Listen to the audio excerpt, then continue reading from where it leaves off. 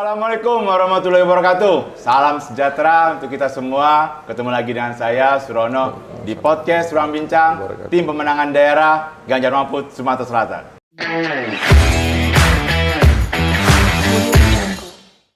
Sahabat Ruang Bincang, hari ini saya cukup bersemangat. Banyak caleg yang sudah datang dan podcast bersama kami. Dan saya menemukan banyak ilmu ketika ngobrol dengan caleg. Dan ini saya dapat lagi bakalan ilmu dari... Ini walaupun caleg muda, tapi pengalaman di dunia politik sudah sangat luar biasa ini. Langkah beliau dalam mencapai titik sekarang ini cukup panjang. Kita sapa langsung Bung Rionaldo Juliantino, SO. Ya. Assalamualaikum. Waalaikumsalam warahmatullahi wabarakatuh. Salaman dulu. Boleh dong. Dari bajunya kita lihat memakai baju salah satu grup band paling terkenal lah di dunia. Memang suka dengan musik? Suka. Dan memang alirannya keras? Ya, kadang-kadang kan pas pagi butuh spirit lah ya. Iya. Karena tadi kan dari pagi jalan dapat info buat podcast, langsung jalan kita. Tapi memang Metallica suka? Suka. Saya Metallica? Saya Metallica yang... Tadi Soneta? Soneta. Iya, tadi kami rencana beliau pakai baju Metallica, saya pakai baju Soneta. Iya. Karena featuring. Iya. Soneta suka. Soneta suka juga? Kebetulan. Bung? Kebetulan, ya. Saya panggil Bung aja ya? Iya. Bung Aldo, ini lebih biasa disapa Bung Aldo, tapi jangan salah pilih, nanti di di kertas suara tidak ada nama Bung Aldo. Tapi yang adanya Rionaldo Juliantino. Di Dapil Sumsel 1, nomor urut 4 dari PDIP. Betul. Bung, kita bicara dulu sejarah berpolitik. Saya tahu Bung pernah menjadi calon di salah satu daerah. Betul. Sebelumnya di OKI ya? OKI. Di 2 periode, terus ke OI, dan sekarang di naik RI. Naik ke DPR RI. Itu emang perintah atau ada alasan tersendiri kenapa sekarang memilihnya ke DPR RI? Oke. Makasih Bung. Yang pertama, saya perkenalkan diri dulu. Boleh, silakan. Nama saya Rionaldo Juliantino. Sehari-hari dipanggil Aldo. Kalau misalnya ditanya tentang apa tadi, sejarah ya atau sejarah perpolitikan. Mungkin awalnya itu sih dari pas kuliah ya. Pas kuliah tamat sekolah kuliah 99 2000-an. Saya itu kan saya ini generasi setelah 98, tahu sendirilah. Kita itu baru merdeka tanda kutip. Iya. 98 99. Nah, 99 itu kan memang tidak banyak pilihan di Kota Palembang. Kondisinya baru reformasi, masih rame sehingga saya juga waktu itu memutuskan untuk kuliah yang ada di Kota Palembang. Jadi di kota. Memang ya? Saya nggak daftar buat ke universitas yang di luar Kota Palembang kampusnya. Jadi memang pernah ikut yang keluar di salah satu provinsi dapat, tapi orang tua belum mengizinkan karena masih trauma 98. Oh iya. Jadi udahlah, kuliah di Kota Palembang aja. Saya pilih salah satu kampus swasta di sini. Boleh sebutin? Boleh. Boleh. Alumni kan bisa mendukung nanti. Saya di Universitas IGM. Saya pernah jadi ketua senat juga di situ. Nah, karena proses kuliahnya di kota, jadi pada saat kita itu mata kuliah kosong dan lain-lain, senat, dan pada saat itu juga 99 kan, mau pemilu kan, rame. Jadi berkenalan lah dengan salah satu senior lah, umurnya tokoh lah di atas saya. Boleh lah disebutin namanya. Adalah yang pada saat itu memang ada salah satu saya partainya PDI Perjuangan, itu udah 2000-an ya, udah 2000-an. Saya udah ber-KTA 2000-an. Jadi ada salah satu partai yang sedang mau dibentuk, yaitu Banteng Muda Indonesia, Sumatera Selatan. Jadi saya bergabung di kepengurusan pertama. Pada saat itu ketuanya di provinsi Pak Gantada, sekretarisnya Pak Bambang Sugianto. Dulu pernah jadi ketua komisi A DPRD provinsi. Nah, saya itu ya masih mahasiswa kan. Jadi sebagai salah satu departemen lah, biro SDM. Nah, habis itu udah kenalan BMI ya masih meraba-raba juga, ya kan, umur masih 20-an kan. Mencari identitas. Identitas. Tapi pulang kampus ke sekret ya pada akhirnya jadi pengurus, dan kemudian singkatnya 2005 saya jadi pengurus partai struktural. Masuk ini ke lebih ke dalam masuk partai. ke wakil sekretaris DPC PDI Perjuangan Kabupaten Ogan Komering Ilir. Penugasan ya? Ya bahasa kita penugasan lah ya. Penugasan ya. Karena kan PDI Perjuangan itu organisasinya itu berjalan sekali gitu. Siap. Itu turunannya. Jadi di OKI 2005, 2010, kemudian 2010, 2015 periode berikutnya saya ditunjuk sebagai sekretaris DPC PDI Perjuangan Kabupaten OKI. Kemudian setelah itu saya masuk ke Sumsel lagi. Balik lagi ke Sumsel? Jadi sekretaris DPD BMI Provinsi Sumatera Selatan. Ketuanya dulu Kak Basroni? Bang Julius Maulana. Kak Julius. Ketua. Pak Basroni salah satu wakil ketua waktu itu. Habis itu saya wakil di Konvercap 2000 yang terakhir pokoknya 2018 ya. 2000 lupa saya. Ya, terakhir itu saya jadi pengurus sebagai wakil ketua bidang ideologi kaderisasi, dapat tugas di DPC PDI Perjuangan Kota Palembang. Singkatnya begitu, Itu bukan lagi sayap kan, kalau sudah masuk ke partai beda lagi mekanismenya ya. Karena sudah dijadikan sekarang kan wakil ketua bidang ideologi kaderisasi. Ini sahabat Ruang Bincang, sebenarnya tadi sempat ngobrol. Kami sama-sama dari BMI, tapi dua nabung Aldo. Nah, kalau sekarang saya di BMI. Sama aja, kebetulan. Kebetulan ya. Kebetulan. Nih, Bung Aldo. Belajar dari organisasi, mengikuti dari saya, akhirnya memutuskan terjun untuk mencarikan diri. Itu ketika mencarikan yang pertama, itu berarti tidak pembelajaran ketika ikut di sayap organisasi? Karena kan banyak nih calon-calon caleg muda ini yang baru terjun ini, kadang tidak punya dasar dalam berorganisasi lah. Itu juga itu menarik ceritanya. Nah, gimana tuh? Karena saya tuh melihat pemilu tuh 2099 dan 2004. Pada saat itu masih nomor urut, di mana kader partai itu memang betul-betul hadir dan menjadi pengurus partai itu aktif atas garis organisasi ya. Jadi memang bicaranya cuma PDI Perjuangan. Ya. Nggak pernah bicara tentang dia, gitu loh. Dan itu berlanjut waktu pemilu 2009, kan undang-undang pemilunya kurang lebih sama. Hampir. Nomor urut kan. Tetapi kan ada keputusan MK. Iya. Keputusan MK kalau tidak salah 1 bulan sebelum pemilu. Sebelum pemilihan. Beliau Pak Wapres kita itu ketua MK-nya, ya kan, diputuskan bahwa suara terbanyak. Suara terbanyak. Pertama kali. Pertama. Nah, jadi transisi ini dari nomor urut ke suara terbanyak ini ada istilahnya lata ya, kekagetan di lapangan. Di lapangan itu kaget. Kan caleg kan terakhir pemilunya 2004. 2004. Ya, kan? Tiba-tiba ketemu lapangan 2009. Suara terbanyak. Calon legislatif antara yang minta pilih sama pemilih pun sedang mengidentifikasi diri masing-masing. Benar. Tadinya bicara tentang alat kontak. Ini clear sih, bicara apa adanya. Kita bawa tentang gagasan di bawah, kita kampanyekan partai kita di bawah. Terus perlahan-lahan sudah mulai bicara souvenir. Ya. Sudah mulai bicara yang lain-lain. Kan kaget semua kita. Benar. Nggak ada persiapan untuk itu. Benar. Nggak ada persiapan untuk itu. Persiapan untuk menghadapi pemilu dengan sistem itu. Iya. Jadi kita tadinya turun, terus setelah kita turun kampanye titik per titik, beberapa sebulan lah mungkin setelah masa kampanye itu, sudah jelas bahwa lapangan berubah. Ya. Tidak seperti 2004. Ada sesuatu yang diharapkan dari masyarakat, ya, apa itu kelompok masyarakat, mungkin nggak semuanya, dari si calon legislatif. Itulah asal muasal kekisruhan hari ini, awalnya, 2009. Dulu pengurus partai itu bicara tentang ideologi, kita main gaplek segala macam, kumpul, nggak ada bicara tentang nanti pemilu kita harus punya logistik banyak, duit banyak, segala macam, nggak ada dulu. Nah, cuma pas 2009 ketemu itu.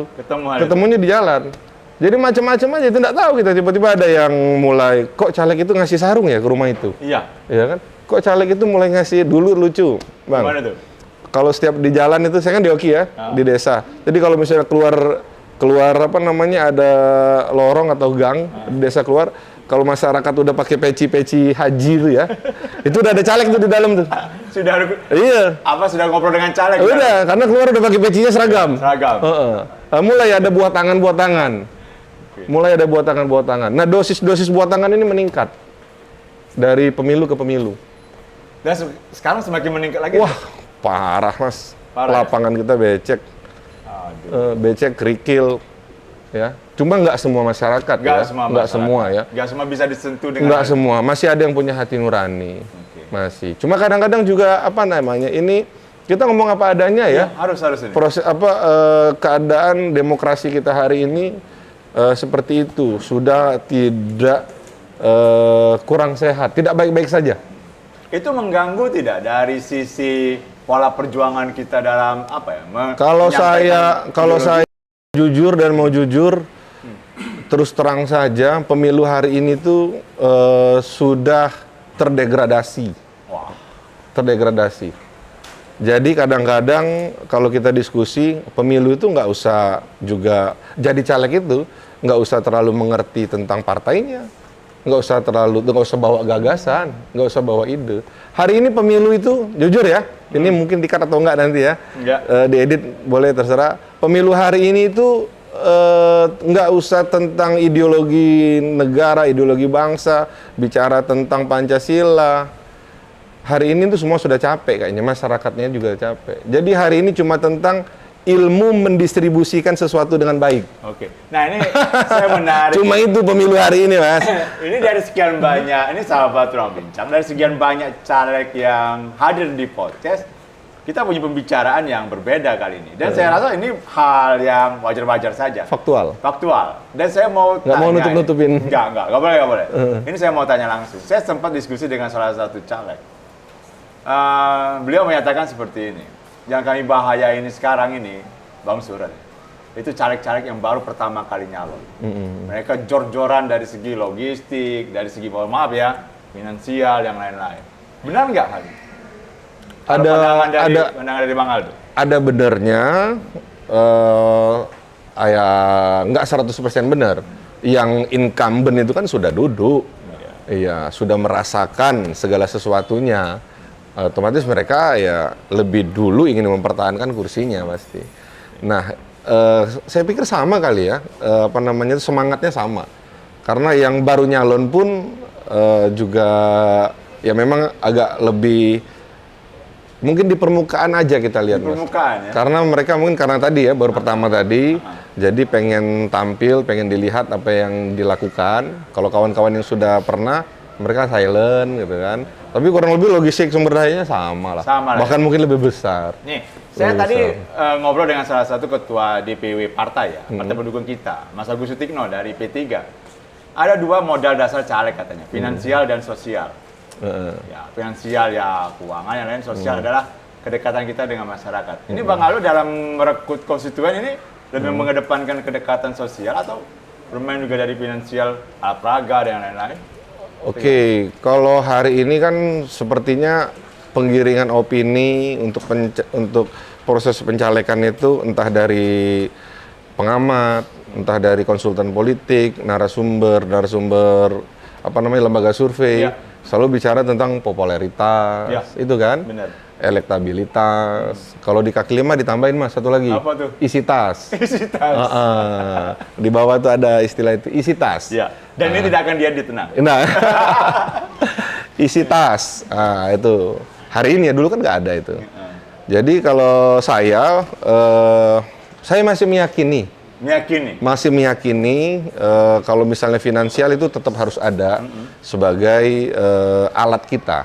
Bukan tujuan. Operasional, tentunya kawan-kawan mau ngopi, makan, ngerokok pas lagi kumpul, ya kan saya calegnya, ya saya lah yang menyelesaikan atau menguasai urusan itu. Ya. Tapi kalau dalam artian finansial untuk melakukan money politik, mungkin saya tidak kali ya. Tidak melakukan itu? Tidak melakukan itu. Karena saya masih melihat masih banyak masyarakat kita yang mempunyai hati nurani. Masih, terutama di Kota Palembang juga masih banyak. Oke. Saya tidak dulu ke money politik, saya lebih dulu kepada atributa ya, Atribut, oke. caleg ya. Ini kan kasusnya Atribut gimana? otomatis kan APK ya. APK. Alat peraga kampanye sudah diatur sama KPU dan diawasi sama Bawaslu. Kita ikutin aturan yang ada, kita siapkan sesuai dengan analisa kita. Lokasi pemasangan pun sesuai dengan analisa kita juga. Banyak sedikit itu relatif, nah, kan. Kalau saya pribadi nggak terlalu banyak di jalan mungkin ya. Tapi kalau di dalam kampung-kampung mengingatkan, karena saya SD, SMP, SMA, kuliah tuh di Palembang. Di Palembang. Orang tua juga di Palembang. Jadi lebih dari 41 tahun, 42 tahun ini kan teman-teman kan dari SD, SMP kan mungkin ada yang nggak ketemu ya. Seenggak-enggaknya satu itu untuk mengenalkan kembali, mengingat ternyata Aldo nyaleknya di sini sekarang. Mereka tahu saya di PDI Perjuangan tapi di kabupaten waktu itu. Sekarang nyaleknya di sini. Ya itu tujuannya untuk pengenalan. Kemudian APK yang lainnya adalah pada saat kita door to door seperti kartu nama, terus simulasi surat suara, kemudian ya gimmick-gimmick souvenir yang diperbolehkan oleh KPU lah, yang diperbolehkan kan APK yang nilainya tidak lebih dari Rp100.000 Ya. nilainya ya. Ya, Nilainya APK ya, APK alat peraga kampanye ya. Sembako bukan alat peraga kampanye. Nah, ini perlu dicatat ini sahabat Ruang Bincang. Sembako itu bukan alat peraga kampanye. Mungkin baju masuk, topi masuk. Nah, tapi saya mau tanya seperti ini, Bang Aldo. Ini sebagai caleg ya. Menurut Bang Aldo, banyaknya alat peraga kampanye yang dipasang. Ini kan kita kadang ngelihat di jalan-jalan tertentu ya. Kok banyak benar sih orang ini menggunakan baliho, spanduk, dan caleg ini kok minim sekali. Seberapa efektif sih alat peraga seperti itu untuk memperkenalkan diri? Ya kan kita itu ya ada efektifnya ada. Ada ya? Karena kan untuk bisa memilih itu kan harus kenal dulu. Ya kan? Benar. Kenal dulu. Nah, untuk bisa kita dikenal itu kan dengan berbagai macam material atau variabel yang ada tuh ya digunakan. Salah satunya ya baliho, spanduk dan lain-lain. Efektif untuk pengenalan. Tapi kalau untuk dipilih belum tentu. Belum tentu. Efektif untuk memperkenalkan untuk diri. Dikenal ya. Oke, kalau untuk dipilih belum tentu. Kenapa? Karena harus kerja politik lagi. Kan kenal terus kan belum meyakinkan mereka untuk dipilih. Makanya harus ada turun kerja door to door, ketemu masyarakat. Karena masyarakat ini kan begitu dia tahu ini pengen tahu ini orang siapa gitu. Nah, untuk masyarakat yang aktif, mereka bisa menggunakan ponsel mereka, Android mereka untuk cari tahu kan. Cuma saya yakin nggak banyak masyarakat yang seaktif itu. Benar. Jadi menunggu lah gitu kan. Menunggu gitu. Nah, ini didatengin. Saya mau bertanya ke ini yang dilakukan oleh Bang Aldo. Kalau kemarin kan mencarinya di salah satu daerah ya. Dan sekarang di Sumsel 1 nih, yang dapurnya lebih besar, konstituennya lebih banyak. Betul. Ada kegagapan sendiri dari yang kecil sekarang ke yang luas untuk mencari konstituen. Oke, gini, Bang. Siasatnya gimana? Gini, bagi saya kader partai, pencalekan ini bukan semata-mata kepentingan saya pribadi. Saya ini berpartai memilih, berpartai dan ber-DPR bagi saya pribadi itu beda. Saya ini berpartai. Memilih berpartai. Berpartai artinya menjalankan roda partai selama 5 tahun dan tahun kelima itu adalah pemilu. Nah, pemilu ini memenangkan PDI Perjuangan dan kita ada mengusung capres. Jadi linier kita memenangkan PDI Perjuangan dan calon presiden kita di saat yang bersamaan gitu. Jadi lebih kepada penugasan partai untuk memenangkan tugas-tugas itu, menyelesaikan tugas-tugas itu. Jadi bicara Aldo itu ya nantilah. Saya bicara tentang tugas-tugas ini gitu, tugas-tugas ini. Nah, dalam perjalanan kampanye kita, masyarakat kan sudah mengerti, mereka itu kan akan memilih, menerima 5 surat suara. Saya jelaskan, nama saya ada di salah satu surat suara, warna kuning. Warna kuning. Nah, kalau bagi Bapak Ibu saya layak, ya pilih dong. Ya kan? Kalau belum layak, ada 7 teman saya lagi, yang lain. Saya nomor 4, berarti ada nomor 1, 2, 3, terus 5, 6, 7, 8. Kalau masih belum kenal juga dengan kami berlapan, nggak pernah nyampe ke ke masyarakat, mungkin salah satu dari kami atau teman-teman yang yang memperjuangkan kami kan badan saya cuma satu, Mas. Ya, 6 kabupaten kota. Palembang aja DPT 1,2 juta kan. 1,2 juta. 1,2 juta lebih gitu. Hampir 4.577 TPS kan. Jadi untuk saya selama 3 bulan mendatangi semua rombongan kan nggak mungkin kan. Nggak mungkin. Jadi yang paling dikenal adalah tanda gambar partai. PDI Perjuangan orang semua tahu kan? Tahu. Nah, udah coblos aja tanda gambar partainya. Kalau tidak mengenal calegnya ya. Iya, Minimal coblos lah, aja minimal coblos partainya. tanda gambar partainya. Itu untuk surat suara, untuk calon presiden jelas. Yang warna abu-abu. Ganjar Mahfud. Pilih nomor 3. Ganjar Mahfud. Ini menarik sahabat Bincang. Saya mau tanya ke Bang Aldo. Pileg, Pilpres bersamaan. Menguntungkan tidak sebagai caleg? Kita nggak pernah bicara keuntungan di sini. Oke. Iya, sekali lagi saya milih berpartai, bukan ber-DPR saja. DPR itu bonusnya, Mas. Bonus ya? Bonusnya. Saya nggak nyari lowongan kerja di partai ini. Iya, kalau ngasih makan anak istri saya, ya saya dagang lah, ada usaha lah, gitu kan. Saya kan memilih ini. Ini kan pilihan saya berpartai gitu. Mungkin DNA-nya atau apa gitu ya. Panggilan jiwa? Mungkin ini kan ladang, kalau orang sudah memahami, ikut ke dalam, ini salah satu, bukan salah satu, mungkin ya salah satu lah ladang kita untuk bermanfaat, untuk berbuat agar bermanfaat buat orang banyak gitu. Jadi satu anggota di partai aja saya bisa menyampaikan ke kawan-kawan yang di fraksi untuk menyelesaikan masalah-masalah masyarakat ini kan. Intinya kan pada saat nanti kan adalah hadir. Benar. Hadir. 5 tahun ke depan kita nggak tahu masalah masyarakat ini apa. Wah, ini menarik sahabat Bincang. Posisi caleg itu karena posisi berpartai, memenangkan partai. Betul. Melalui saya. Iya, saya sampaikan ya kan, PDI Perjuangan nomor 3, saya calegnya. Nomor 4. Kalau Gitu. percaya pilih saya akan jadi jembatan kalian. Betul. Gitu. Capres saya Ganjar Mahfud gitu. Sekarang saya mau tanya nih, ini kan termasuk caleg muda lah, saya katakan. Walaupun pengalaman berpolitik belum sudah cukup banyak lah. Belum. Jangan bilang enggak lah, itu cukup banyak lah. Masih belajar. Ini senior semua nih. Iya, di depan kita ini banyak nih. Ini sahabat Ruang Bincang, di depan kami ini banyak sekali senior-senior kami di PDIP. Dan banyak belajar dengan mereka lah. Iya. Tapi dari sisi kesempatan sekarang ada di Bang Aldo untuk mencalonkan diri dari PDIP. Komunikasi sekarang saya tanya Bang. Komunikasi dengan senior, terutama yang satu dapil di PDIP. Itu proses terjadi persaingan tidak sih? Atau bagaimana? Jadi di PDI Perjuangan ini ada 5 mantap di PDI Perjuangan ini. Oke. Ya, ada mantap mantap ideologi. Ya. Kalau ideologinya mantap akan jadi mantap kader. Ya kan? Kalau kadernya mantap jadi mantap organisasi. Kalau sudah organisasinya mantap berarti mantap sumber daya. Mantap program. Kemudian programnya mantap ya sumber dayanya jadi mantap gitu. Dan sumber daya itu adalah sumber daya manusianya. Banyak segala sumber daya, manusia dan lain-lain. Nah, melihat platform kita ini dan ideologi kita jelas. Pancasila 1 Juni 1945 dalam Pancasila jelas bahwa ini adalah ideologi yang mempersatukan negara kesatuan Republik Indonesia ini. Kan Indonesia ini kan belum ada sebelum tahun 45. Iya, benar. Baru ada setelah tahun 45 kan dengan ideologinya itu. Pancasila. Nah, turunan ideologi itu yang kita perjuangkan dan pengen kita bumikan supaya kita koridornya ini dalam mengambil keputusan. Kawan-kawan yang ditugaskan sebagai caleg dan menjadi legislatif, inilah pegangannya. Kalau eksekutif juga inilah pegangannya. Kan jelas partainya ada ajaran nih.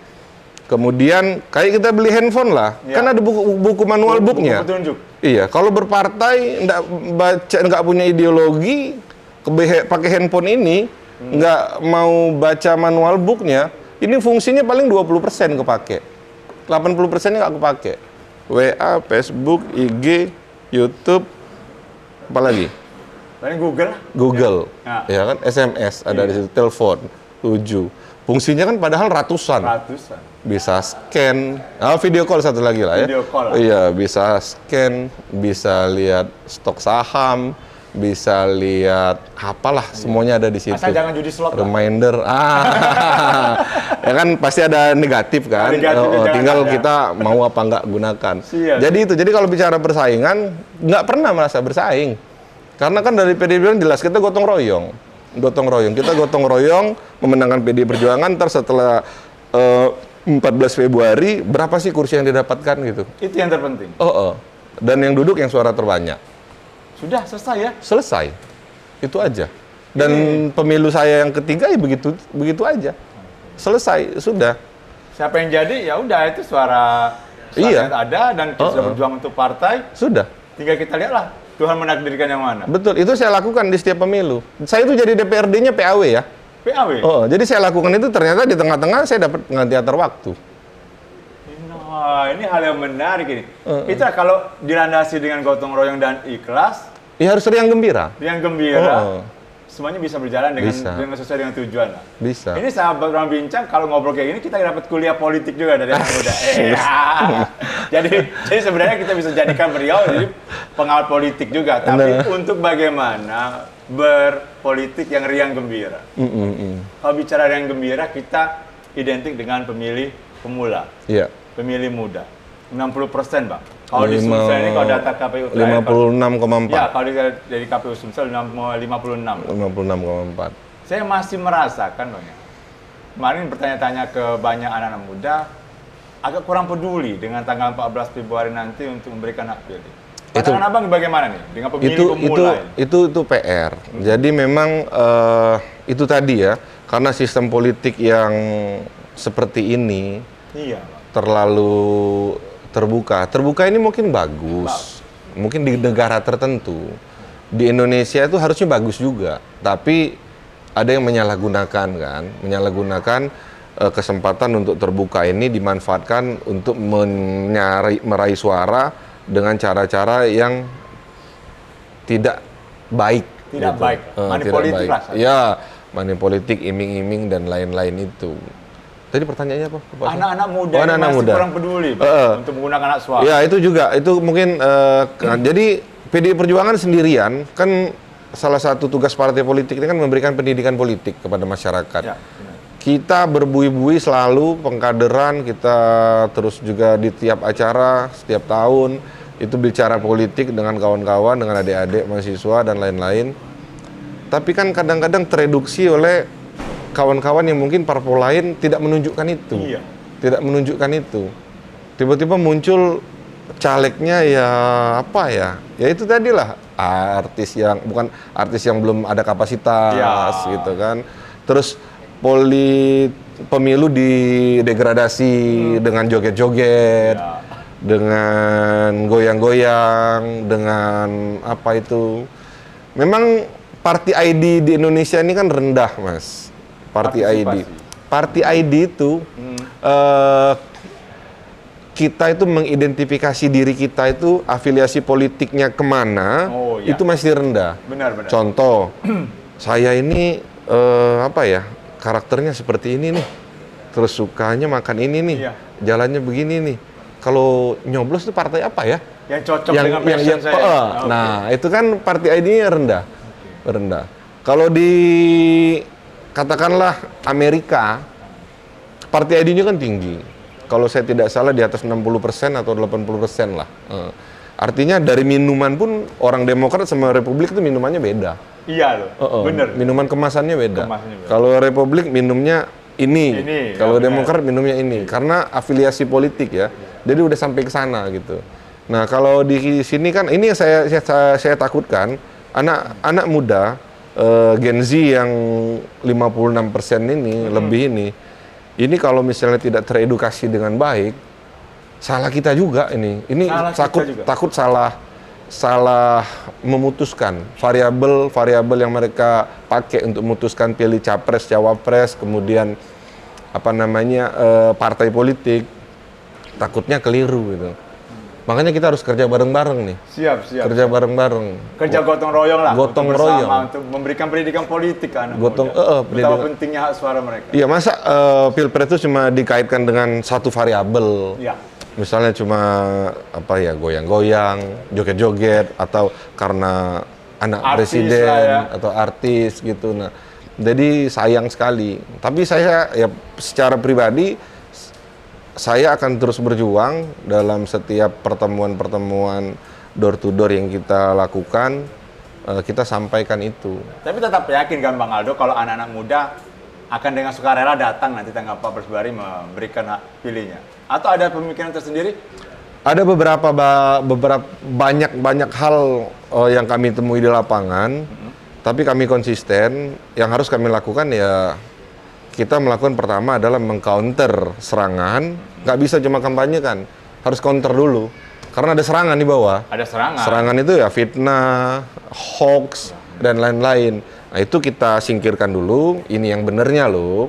Baru ini loh calon kita, Pak Ganjar, Pak Mahfud. Nah kan sudah kami sampaikan selalu di bawah, kalau Bapak Ibu sebelum keputusan MK melihat Pak Jokowi bijak dalam membawa nilai-nilai baik sebagai sebagai presiden, itu ada di Pak Ganjar. Antara calon presiden dari 01 dan 02, kalau pengen melihat semangat nilai-nilai yang dibawa Pak Jokowi itu adanya di Pak Ganjar gitu. Tidak ada di pasangan lain, tidak ada. Pak Capres saya bilang ya, Capres. Tidak ada, yang adanya sama Pak Ganjar. Kemudian kita sampaikan cawapres kita, karena kan di bawah ini kan ruang gerak kita 03 itu kan kejepit kan ya? Iya, benar. Kejepit. Bahwa kita itu yang 9 tahun terafiliasi dan teridentifikasi sebagai Jokowi, Jokowers gitu kan. Kemudian hari ini identifikasi kita apa nih, gitu kan? Iya, benar. Di bawah itu. Kalau yang sebelah sana sudah jelas mereka mengusung konsep sendiri, dan tapi di bawah sudah mulai kan dari DPD dan DPP, DPD partai, DPC sudah mulai memberikan jalan lah untuk kita mulai mendiferensiasi antara Pak Ganjar dengan capres yang lain. Pak Ganjar ini ya adalah kita. Kalau Bapak Ibu pengen tahu rasanya, kalau kita saya bilang pengen tahu rasanya martabak, ya tanya sama orang yang pernah makan martabak. Iya, gitu. benar. Ya kan? Sederhana, Dan dia akan bisa menyampaikan rasa martabak itu seperti apa, dibuatnya seperti apa, nanya sama orang itu. Nah, kalau bicara tentang kemiskinan, tentang perjuangan yang dirasakan kita mayoritas masyarakat, itu yang merasakan Pak Ganjar dan Pak Mahfud daripada capres yang lain. Capres yang lain ini mungkin lahir dalam kemewahan. Kalau bicara tentang kemiskinan, kapan miskinnya? Kapan miskinnya? Benar. Kapan di bantarannya misalnya kan? Kapan berjuangnya?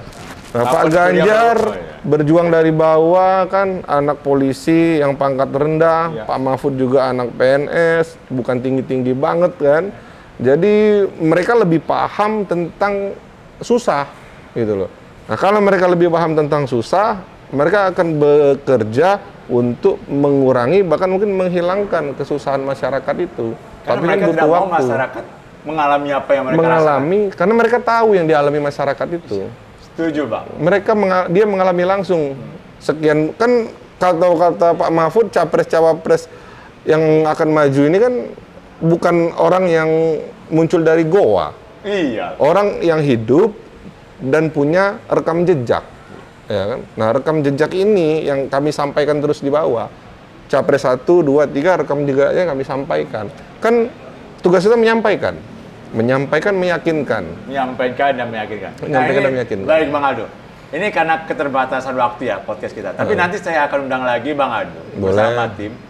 Saya akan gabungkan dengan beberapa caleg. Kita ngomong soal bagaimana gerakan dari anak-anak muda terutama ini dalam memenangkan Pak Ganjar Mahfud. Tapi sebelum kita tutup podcast ini, tadi saya menangkap satu hal yang sangat menarik yang dikatakan Bang Aldo, sahabat ruang bincang, yaitu pemilih itu masih bingung menentukan passionnya, menentukan bagaimana saya ini harus memilih apa. Saya ingin Bang Aldo memberikan closing statement kepada masyarakat, terutama di Dapil Abang, Dapil Sumsel 1, DPR RI, PDIP nomor 4. Bagaimana jangan bingung, jangan gamang tanggal 14 Februari dalam menggunakan hak pilih. Silakan. Oke, langsung nih? Langsung dong. Sahabat Ruang Bincang? Iya. Oke, sahabat Ruang Bincang. 14 Februari kita akan pemilu, ya, akan menentukan nasib pengelolaan negara kita, legislatif, eksekutif, dan bahkan yudikatif pun berjalan di situ. Di 14 Februari adalah awalnya untuk 5 tahun ke depan. gunakan waktu yang ada, gunakan smartphone yang ada menjadi handphone yang memang benar-benar pintar. Anak-anak Gen Z, adik-adik semuanya punya, mayoritas pegang smartphone. Selain main game online, Mobile Legends dan lain-lain, gunakan waktunya, cari tahu tentang partai politik, cari tahu partai politik peserta pemilu yang pasti, cari tahu tentang capres-cawapresnya, setelah itu putuskan. Setelah Anda memang kulak-kulik handphonenya, saya yakin adik-adik semua akan menemukan PDI Perjuangan, partai nomor 3, ya, di dalam seluruh surat suara yang akan dicoblos. Dan saya yakinkan kalau dikulik handphonenya, cari capres-cawapresnya, informasinya, backgroundnya, rekam jejaknya, pasti adik-adik akan ketemu dengan Pak Ganjar dan Pak Mahfud untuk dipilih. Dan calegnya, cari informasi tentang DPR RI, Ronaldo Giuliantino, nomor urut 4. Saya yakinkan Anda memilih caleg yang tepat. Oke, terima kasih. Baik, sahabat Ruang Bincang, sebelum saya tutup, saya rangkum sedikit saja apa yang dinyatakan oleh Bang Aldo tadi. Pemilih cerdas, memilih pemimpin yang berkualitas. Saya tutup. Wassalamualaikum warahmatullahi wabarakatuh. Salam sejahtera, merdeka. Merdeka! Ganjar Mahfud, Menang! Menang! Menang! Terima kasih, Bang. Yuk, thank you.